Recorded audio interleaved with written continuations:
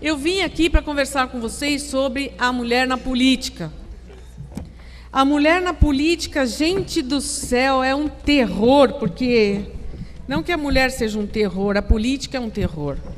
E nós, na verdade, nós somos minoria e nós não somos devidamente incentivadas a iniciar o trabalho político. Então, nós estamos patinando. A doutora Gisele está aqui, ela está rindo, ela deve estar falando. A Luísa, coitada, já foi candidata aí 3 vezes, não se elegeu ainda. Mas sabe por que eu não me aconselhei com você? Porque eu sei que você é uma pessoa super articulada, que você manda nesse pessoal da diretoria da CAASP. Eu até falei para o meu marido que sem você aquela diretoria... Bom, mas eu não quero diminuir o papel dos homens, né? Porque os homens são tudo de bom, que a gente concorda com isso. Mas é muito difícil para a mulher a política. Tudo é difícil para a mulher no mundo profissional. Nós que somos mulheres, nós sabemos. A dureza, a quantidade de obstáculos que nós temos que enfrentar para qualquer coisa que não seja cozinhar, lavar e passar. O resto é difícil para nós. Mas a política é mais. Por que a política é mais? Porque a política é poder, e poder é dinheiro. E dinheiro é política. E política é poder. E tudo isso, gente, ninguém quer dividir conosco. As mulheres, por outro lado, eu quero aqui dizer que os homens fazem a barreira deles, né? Porque eles estão lá fazendo a reserva de poder e também pleiteando os melhores cargos para eles. Mas as mulheres também têm uma vida extremamente absorvida pela família, pelos filhos e pelo marido, mas principalmente os filhos e os afazeres domésticos. Então, se você pedir para uma funcionária sua, suponha que vocês aí assumiram a presidência de uma empresa e vocês vão dizer assim: a partir de hoje, eu vou colocar 50% de mulheres e 50% de homens nos cargos de decisão. Ótimo, porque vocês são mulheres conscientes, são mulheres feministas, mulheres que querem igualdade. Porque feminismo não é palavrão, né? Teve um tempo aí que quase conseguiram convencer as mulheres que feminismo era palavrão. Mas hoje eu acho que nós temos plena clareza de que o feminismo é simplesmente direitos da mulher. Mas aí vocês vão procurar na empresa que mulher colocar onde? E vão começar a ter dificuldades, não porque não haja mulheres competentes, mas porque, queridas, elas não querem. Sabia disso? Elas não querem porque elas têm tripla jornada de serviço em casa.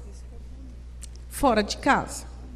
Elas levam para a escola, elas buscam da escola, levam no médico, no dentista, elas fazem lição de casa com a criança e tal. Não sobra tempo. Então, se for para subir para um cargo que exija maior dedicação no trabalho, a mulher não aguenta. Ela não quer, porque ela está sobrecarregada. Nós agora conseguimos, aqui na OAB, a cota de 30% para as mulheres no conselho. É ou não é, gente? É isso ou não? Sim, 30% de mulheres no conselho estadual da OAB, no conselho federal da OAB. E aí, eu não vou dizer quem, alguns homens chegaram para mim e falaram assim: Luísa, beleza, 30%. Onde eu vou achar os 30%? Arruma essas mulheres. Falei, bom, a gente arruma. Não, mas não é mulher assim só. Tem que ser mulher que traz voto. Porque se for mulher que não traz voto, também não dá, porque eleição é uma briga. E você tem que ter pessoas que sejam populares, conhecidas, para trazer voto. E aí? As mulheres não querem saber de começar a fazer reunião, ou pelo menos é o que eles me contam, né? Não sei, certo? Mas eu sei que o maridão aqui começa a reunião às 15h e termina meia-noite, 1h, né? Eu fico vendo a vida dele, depois eu vou checar aqui com a Gisele. A Gisele estava dizendo que é verdade, é verdade. É verdade. Não, porque teve um tempo que o meu marido arrumava reunião em Brasília no domingo, né? E aí eu falava, mas como pode ser? Não, é o Conselho Federal da OAB. E eu tinha uma amiga que sempre falava, tem mulher que é cega, tem mulher que é cega. Eu acho que continuo sendo cega, mas uma cega não tão assim, porque, na verdade, eu tenho aqui alguns testemunhos de que ele está na reunião.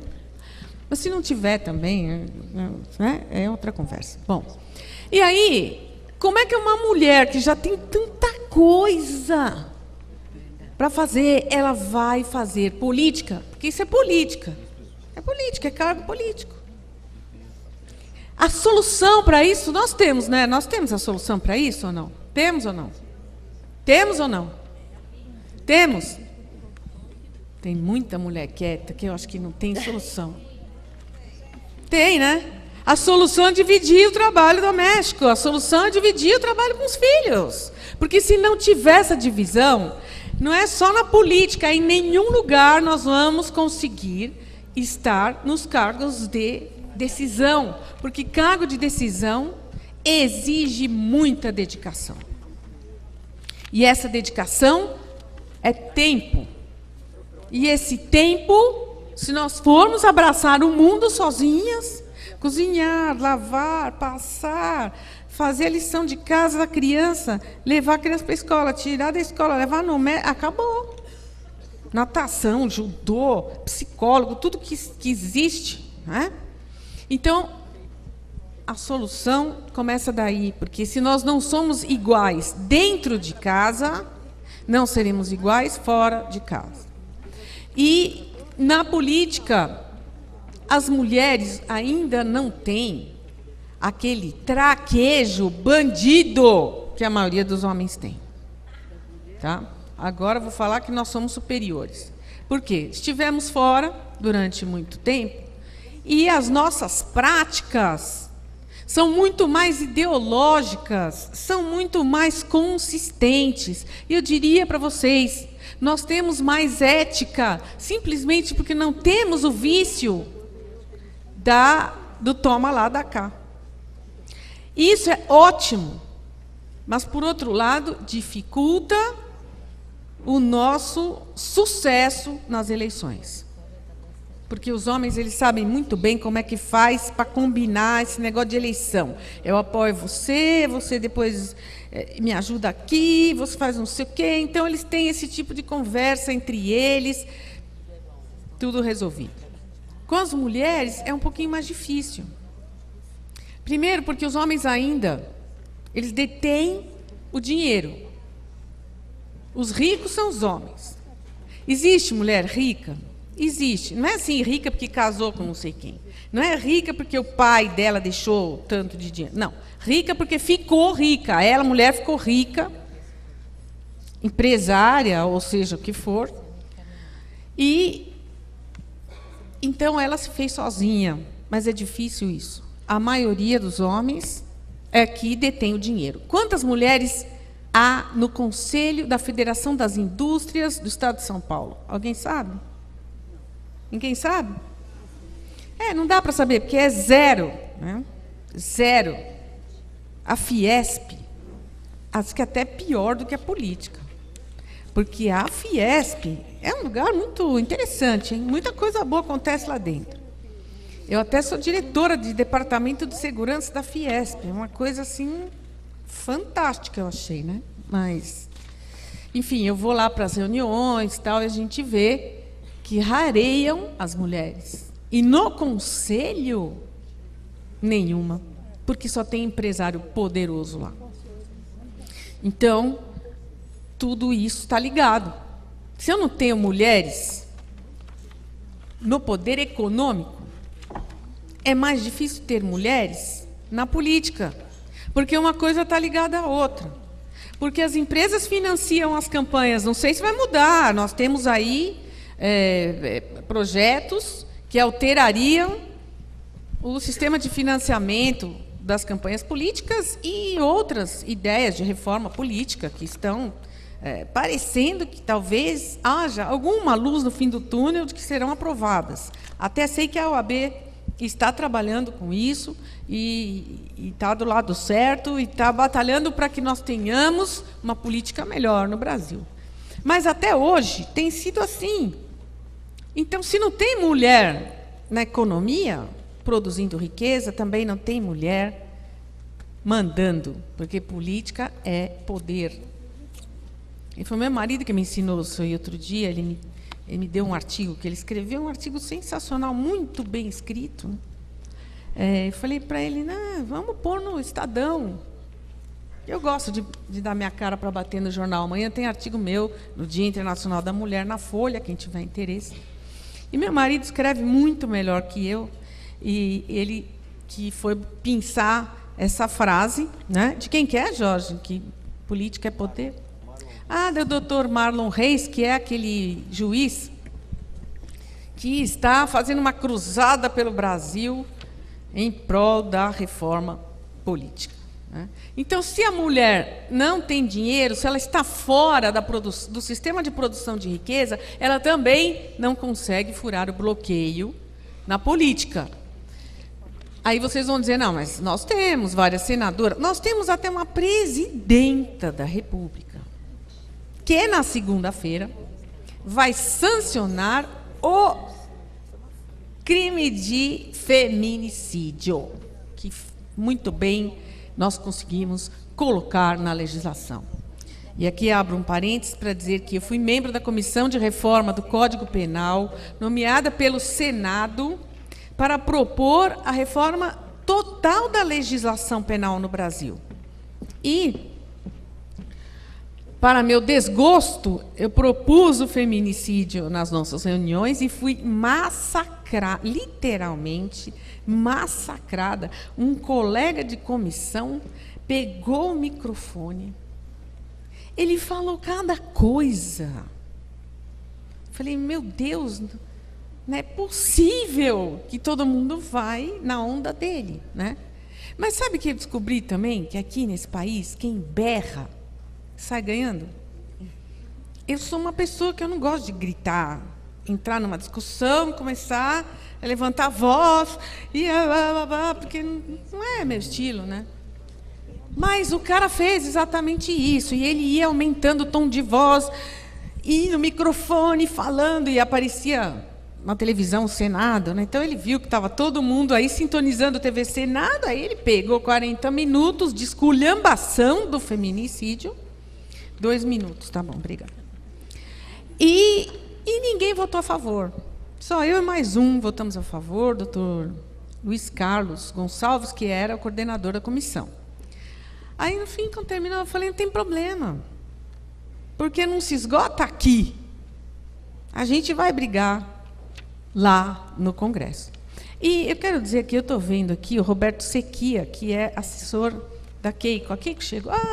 Deputada Keiko Ota, olha, muito bom te ver novamente. A deputada, ela participou de várias reuniões nossas, da Comissão de Reforma do Código. Ela tem uma bandeira muito importante, é uma mulher realizadora. Nós temos orgulho da deputada Keiko Ota.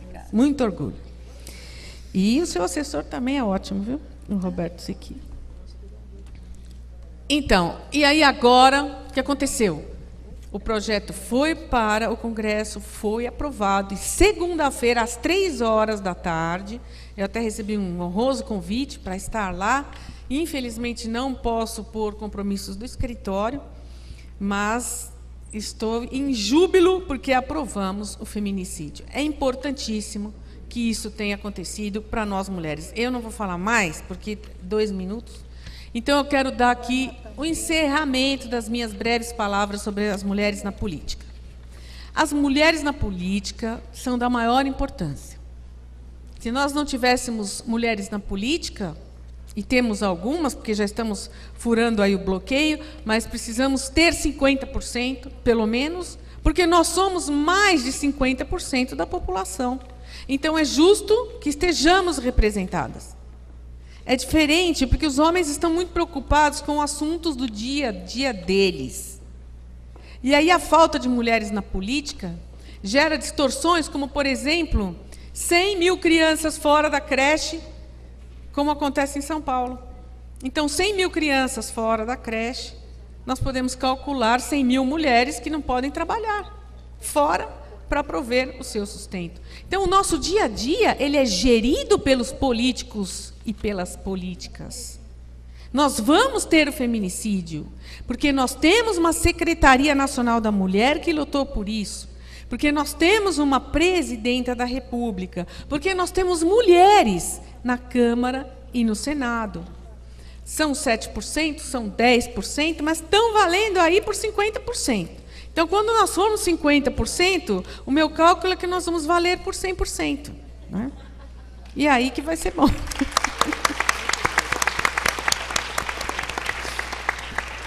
E quero finalizar, então, dizendo para as colegas, amigas, companheiras e companheiros, pelos homens que estão aqui nos dando esse apoio hoje. Nós não estamos brigando com os homens, nós estamos pedindo o apoio dos homens por um Brasil melhor, por uma sociedade melhor, por um relacionamento de gênero melhor, para acabarem os assassinatos de mulheres, os crimes passionais, uma coisa bárbara isso.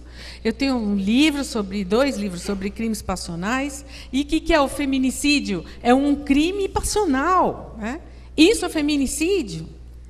São cerca de 20 por dia nesse país. Como é que nós podemos conviver com uma realidade brutal e não modificar a lei? Claro que nós temos que ter o feminicídio até para poder fazer estatística. Porque hoje a gente não sabe. Homicídio é assim, é matar um homem. Né? Se a mulher morrer, tudo bem, ela entra no homicídio. Foi o que o meu colega falou.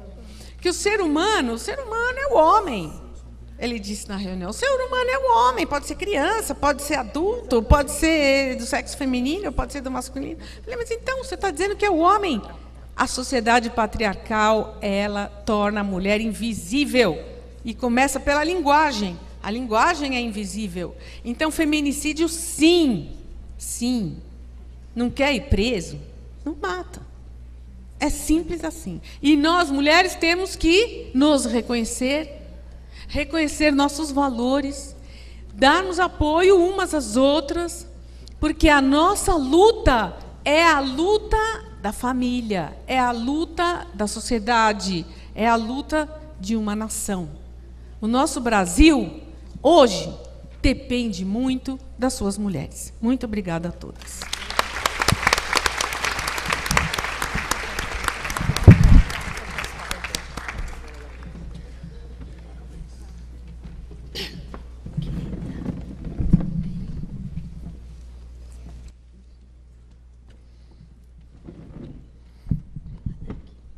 Registramos também a ilustre presença do vereador Masataka Ota e também registramos que já se encontra a essa mesa diretora a excelentíssima senhora deputada federal Keiko Ota, que é presidente da Frente Parlamentar em Defesa das Vítimas de Violência, também vice-presidente da Comissão Parlamentar Mista de Inquérito da Violência contra a Mulher e fundadora do Instituto Ives Ota, a quem passamos a palavra neste momento.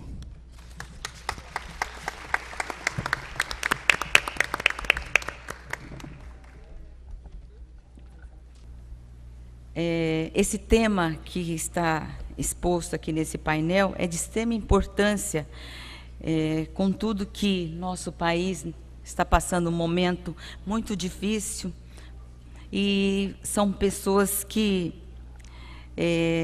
querem uma expectativa maior para um Brasil melhor, mas nesse momento não estamos conseguindo externar essa vontade, mas e também esse assunto da mulher da maior relevância para quem defende essa igualdade no gênero da sociedade.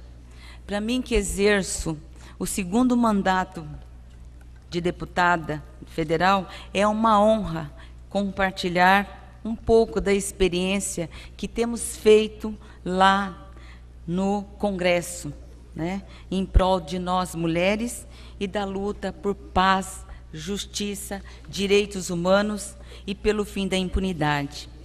Bem, para quem não sabe, eu sou uma vítima, mãe, meu filho foi sequestrado e brutalmente assassinado com 8 aninhos de idade, o Ives. Então, sei exatamente a dor, o sofrimento dessas mães que passam, as famílias, que essa sensação da perda, da impunidade, frente a tanta violência que está ocorrendo no nosso país. Quantas vezes eu presenciei junto com meu marido, na porta da delegacia, essas mães sendo vítimas da violência, 2 vezes. Uma com a perda do filho e por umas autoridades, por parte de algumas autoridades, e também o descaso, né, dos serviços públicos para com essas famílias. As vítimas e famílias também, eles não têm, familiares vítimas não têm nenhum direito. Eles só têm o direito de chorar. Um exemplo que eu dou, que infelizmente, naquele dia eu fui até lá e vi aquela cena que me tocou profundamente, quando aquela dentista, de mãos amarradas, né, de mãos amarradas, queimando e gritando. E tinha cinza por todo lado. E essa tristeza maior é que ela era provedor dessa família. Tinha aquela mãe, aquele pai já idoso e uma filha deficiente. E graças ao amor dos vizinhos, que eles estão vivos. Então, essa violência que aumenta cada vez mais. Não é à toa a minha decisão, depois de 15 anos da partida do meu filho, disputar uma vaga lá na Câmara dos Deputados. Se deu para dar vez e voz às milhares de famílias vítimas de violência que não conseguem externar a sua dor, mas que clama por justiça. Mas tenho muita fé e coragem para que a gente possa mudar essa realidade, fazer com que um dia nós podemos dar as mãos para os nossos filhos e andar livremente pelas ruas, manifestando o amor. Mas para isso nós temos um grande desafio. Precisamos lutar por leis mais duras para crimes hediondos e contra a vida. Ao mesmo tempo, eu tenho certeza de que só punir não adianta. É preciso incentivar a cultura de paz como forma de recuperar o espaço das famílias e das escolas para despertar em nossas crianças, adolescentes, o espírito de cidadania, solidariedade e fraternidade. Esse daqui é uma pauta que eu tenho batido sempre. É justamente com base em 2 pontos: leis mais duras e também a cultura de paz. Leis mais duras para eliminar o efeito da violência. São 56 homicídios ao ano. É inadmissível essa violência. E também nós temos que eliminar a causa da violência, que é lá, né, eliminando através da cultura de paz. E eu acredito que muitas vezes se dá dentro de suas próprias casas. E sempre tem, eu acho que o indivíduo, ele vai ser lá fora o que viu, sofreu, assistiu violência dentro de suas próprias casas. E nesse primeiro mandato, no meu primeiro mandato, eu criei uma frente parlamentar mista em defesa das vítimas de violência. O objetivo dessa frente é unir poder público, movimentos sociais e a população em geral no combate à violência e à impunidade que tanto impera no nosso país. Entre outros pontos que defendemos é o auxílio às vítimas de violência e com a regulamentação do artigo 245 da Constituição Federal, que garante os direitos dessas pessoas, e a criação de secretarias locais e nacionais de atendimento multidisciplinar para este público. As vítimas ficam carentes. Eu vejo, né, quando aconteceu a fatalidade com meu filho, olha, é uma dor, a gente fica sem teto, sem chão, a gente precisa de uma pessoa que levante. Então, quantas mães, quantos pais que estão lá no fundo do poço, então realmente precisa de uma assistência psicológica para que as pessoas seguem a sua vida. Fui responsável também por levar essa frente em vários estados e ajudei também a instalar essa frente nos estados de São Paulo, Rio Grande do Sul, Mato Grosso e Rio de Janeiro. E a relevância dessa frente foi tanto que fui convidada a participar das reuniões de comissão de jurista instalado pelo Senado, que elaborou a nova proposta do Código Penal. Inclusive, conheci a doutora Heloísa lá, que fez um grande trabalho no endurecimento das leis. Muito obrigada, viu, doutora Heloísa? Qual foi a minha participação lá? Foi encaminhar sugestões, opiniões de toda a sociedade a essa comissão.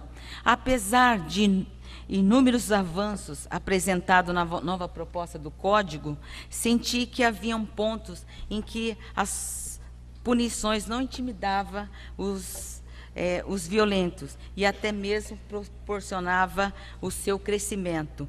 Daí que, de maneira bastante ativa, apoiei uma campanha a nível nacional promovida pela União em Defesa das Vítimas de Violência. A campanha consistia em abaixo-assinado a ser entregue a todos. Esse abaixo-assinado foi para uma lei mais dura. Andamos vários estados para colher assinaturas. Conseguimos colher 110 mil assinaturas de maneira voluntária em todo o Brasil e que foram encaminhadas à presidência do Senado. Para nós, mulheres, que somos capazes de gerar e entender a verdadeira essência da vida, combater a violência é algo primordial no dia a dia.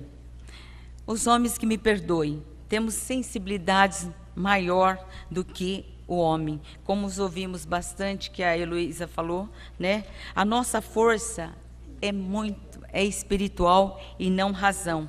Aí o motivo da participação da mulher na política, aumentar essa cota, porque somos o ponto do equilíbrio. Nós, mulheres, não temos intenção de ocupar o cargo dos homens. Queremos exercer o nosso papel, que é fundamental para combater as injustiças sociais, porque através do nosso dom de mulher e esposa, nós podemos fazer muito bem esse papel. Vejam só, no atual legislatura, aumentamos nossa representatividade na Câmara dos Deputados, passamos de 45 a 51 deputadas, só que somos ainda 10% na Câmara dos Deputados. E temos também as duas companheiras, Mara Gabrilli e a Luísa Erondina, fazendo parte da atual mesa diretora, que é a instância que define a condução dos trabalhos na Câmara. Afinal, com todo o respeito ao país que vou mencionar aqui agora, mas apenas o Haiti tem menos mulheres eleitas do que o Brasil. É inadmissível isso, né? Eu estive na quinta-feira num debate promovida pela Procuradoria da Mulher, que é um colegiado existente no Senado. O tema desse encontro foi a inclusão da questão de gênero na discussão sobre a reforma da reforma política. A secretária-geral do Conselho Seccional da OAB do Distrito Federal, a senhora Daniela Teixeira, defende que nós, parlamentares, temos de aprovar a exigência de cotas para as mulheres nos postos de cúpula do Poder Judiciário. A ideia é que nas listas tríplices de indicações para cargos no Judiciário conste sempre pelo menos o nome de uma mulher. Isso seria uma forma de conseguir levar as desembargadoras aos tribunais superiores e nos estados possibilitar que as juízas possam chegar aos tribunais de justiça. Eu acho de extrema importância. Trata-se de uma proposta bem relevante, ao meu ver, já que nós, mulheres, somos a maioria na base do Poder Judiciário e em outros postos em que chega através do concurso público. É mais que viável. Minhas senhoras e meus senhores, apesar de ser um tema do outro painel, eu gostaria que me permitisse de fazer uma menção toda especial, uma iniciativa da qual fiz parte em meu primeiro mandato e que muito me honrou, servindo para reforçar ainda mais a minha luta contra a violência. Falo da Comissão Permanente Mista de Inquérito da Violência contra a Mulher. Fui a vice-presidente dessa comissão, que foi brilhantemente presidida pela deputada Jo Moraes e que teve como relatora a senadora Ana Rita. Tivemos uma comissão de inquérito cujos 3 principais cargos foram exercidas por mulheres. E essa comissão teve um objetivo específico para a população feminina, discutir e verificar a situação da mulher brasileira em relação aos casos de violência que, infelizmente, ainda assolam no nosso país. Não tenho dúvida que essa comissão fez um bom trabalho. O relatório da CPMI, que foi entregue para a presidente Dilma, é uma prova inconteste de que ainda há muito que se fazer para que a Lei Maria da Penha possa funcionar adequadamente no nosso país. O poder público precisa deveria preparar para prestar toda assistência às mulheres que ainda são vítimas contumazes da violência, pois de nada adianta. Temos uma lei específica, a melhor do mundo, na proteção da mulher feminina, da população feminina, a Lei Maria da Penha. A Lei da Maria da Penha, se não dispormos de serviços direcionados ao atendimento às mulheres, não funcionam. Daí, ao longo da CPMI, visitamos 17 estados, onde pudemos constatar o quão precárias ainda são as condições em que se encontram poucos serviços disponíveis a essas mulheres, que deixam elas totalmente vulneráveis à situação de violência. E também sentimos forte a cultura machista em todas as áreas do judiciário, executivo, nesses equipamentos nos estados, e não vinha só dos homens, mas também das mulheres. Realmente, quando nós andamos pelos estados, olha, cada coisa que nós presenciamos. Chegamos numa quinta-feira, num estado, a Delegacia da Mulher, às 15 horas da tarde, estava fechado. E tinha já uma mulher que acabava de ser violentada. Também visitamos Paraíba. Gente, doutora Cátia, a gente presenciou lá o IML, numa condição precária, triste. Nós vimos assim cadáver em estado de decomposição, já do lado de fora, aquele sangue pisado né? Um mau cheiro. Olha, nós ficamos indignados com aquela situação. E ainda mais lá, recebe aquelas meninas que sofrem violência sexual. Vimos também, e elas fazem o exame corpo de delito. E graças a Deus, a CPMI, nós fomos procurar o ministro da Justiça e com a graça dele, ele melhorou a situação. Vimos pilhas e pilhas de processo lá para dar em andamento.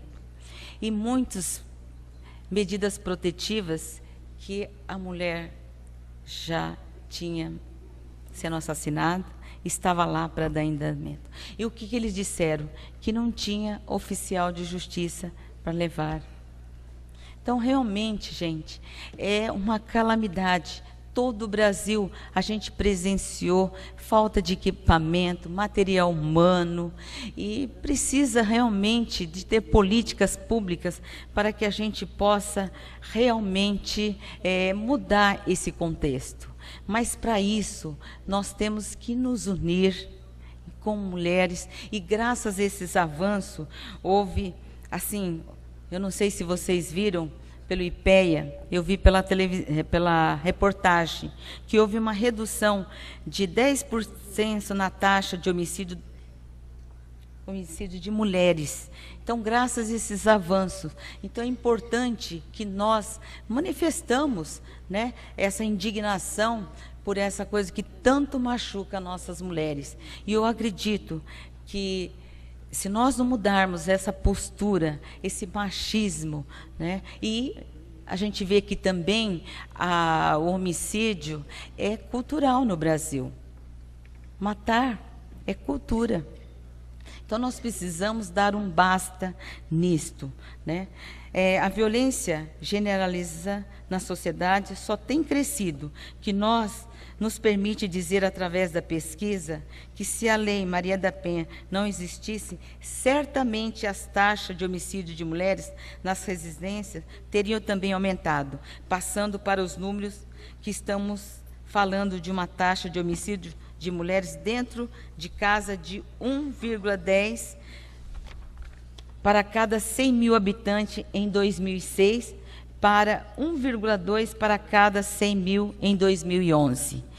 No mesmo período, as mortes violentas de homens dentro de casa saltaram de 4,5 para 4,8, sendo que, neste caso, estão vários outros fatores, além da violência doméstica.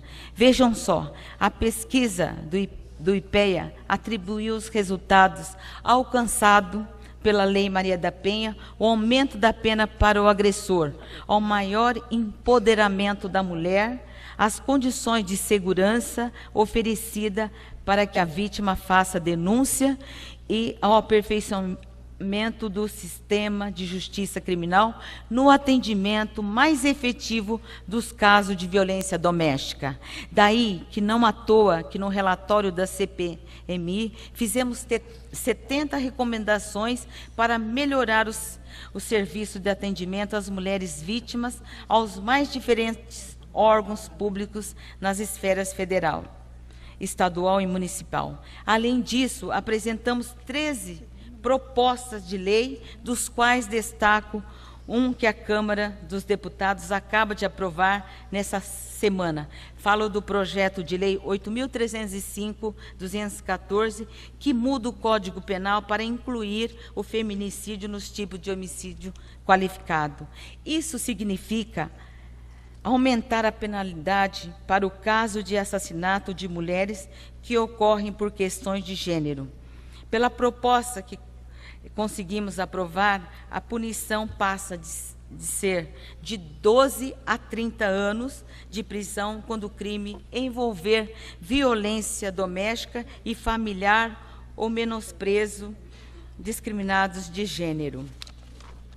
Mas quero lembrar aqui que esta conquista só foi possível porque nós, junto com as senadoras, fizemos muita pressão.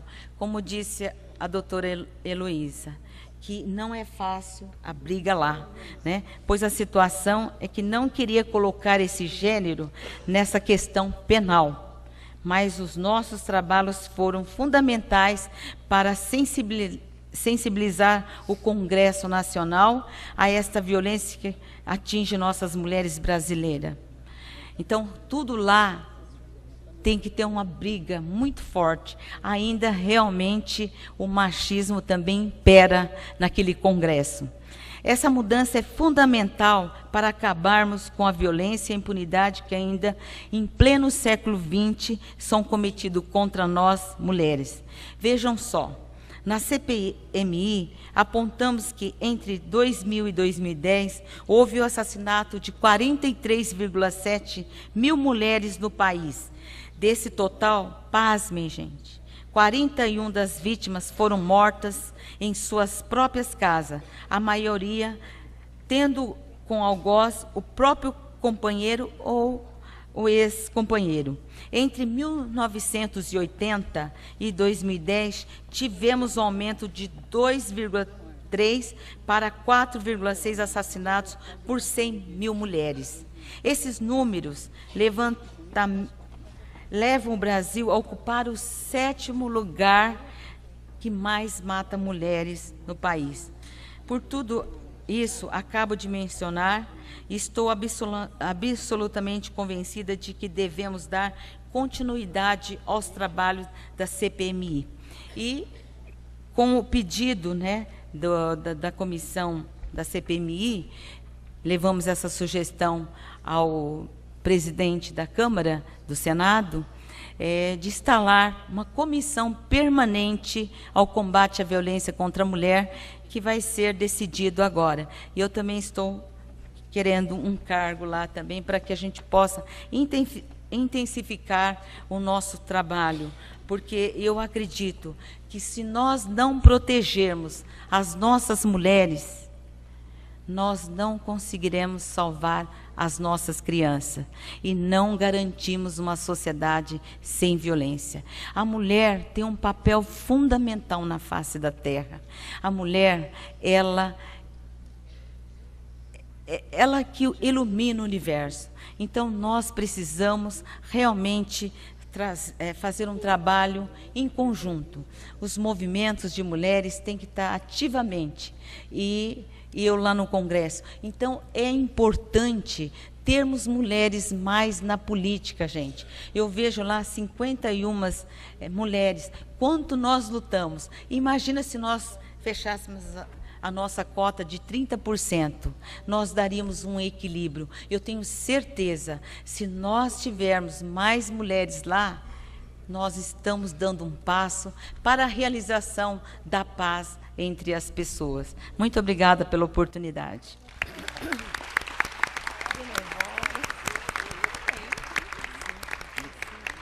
Eu vou agradecer, em nome da nossa mesa, a essas duas mulheres que deram testemunhos da relação pessoal de cada uma com a política.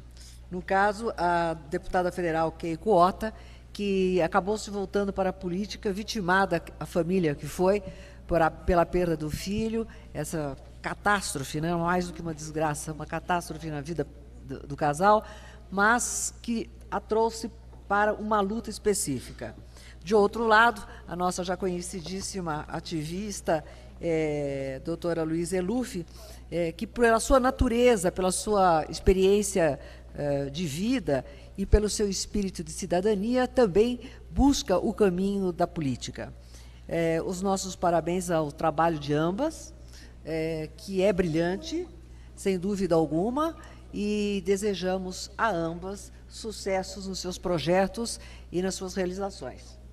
Eu quero aproveitar as palavras da doutora Luísa Eluf, porque ela algumas vezes mencionou no seu discurso a nossa presidenta. Então, antes de encerrar, porque nós estamos com um problema de tempo, mas às vezes o tempo se torna útil. Eu vou ser atrevida, porque aqui nós somos advogados e a gente tem que saber e fazer as coisas certinhas. Estou certa? Então, vocês vão me ajudar. Há sempre muita controvérsia com relação ao uso de presidente e presidenta. A gente comenta com quem é presidente, né, de alguma coisa. Ah, não, eu não quero ser presidenta, eu quero ser presidente. Porque vê na expressão presidenta uma conotação política. Porque a gente atribui a presidenta a Dilma, a nossa presidente da República, Dilma Rousseff. Acontece que toda a parte de português, os conhecedores, né, vamos apartar esse assunto e vamos ficar na parte jurídica. Existe uma lei, a Lei 12.605, de 3 de abril de 2012, que determina que haja flexibilização de gênero toda vez que existir uma palavra que designe um trabalho, né, uma atividade de um profissional que exista só no masculino, ele passa a existir no feminino. É lei. Inclusive, se existir algum diploma em que a pessoa receba na versão masculina, quem recebe tem o direito de reivindicar, sem custo nenhum, etc., a versão feminina. Então, o correto é certíssimo, como se referiu a nossa querida doutora Luísa Eluf, presidenta. Então, eu acho que já está na hora da gente acabar com essa dicotomia, essa discussão, não, porque o professor de português X, Y, Z, à parte, existe uma lei que determina. E aí você vai falar, mas lei, gente, tem um efeito simbólico nisso. Por quê? Porque toda vez que nós estivermos colocando a mulher em espaços de poder, em espaços que homens dominam, nós estamos introduzindo simbolicamente a mulher nesse espaço. Então, é importante que a gente respeite, e essa lei veio para nos favorecer, sim. Ela é simples, porque a gente usa só praticamente ao escrever e ao falar. Mas, cada vez que a gente está fazendo isso, a gente está colocando a mulher, de alguma forma, em visibilidade, de alguma forma, numa vitrine. Então, eu gostaria de esclarecer aqui que eu acho que é o fórum adequado para esse tipo de esclarecimento. Passo a palavra, então, agradeço a todos e passo a palavra à nossa querida doutora Cátia Boulos, pedindo desculpas de ter falado muito. Imagina.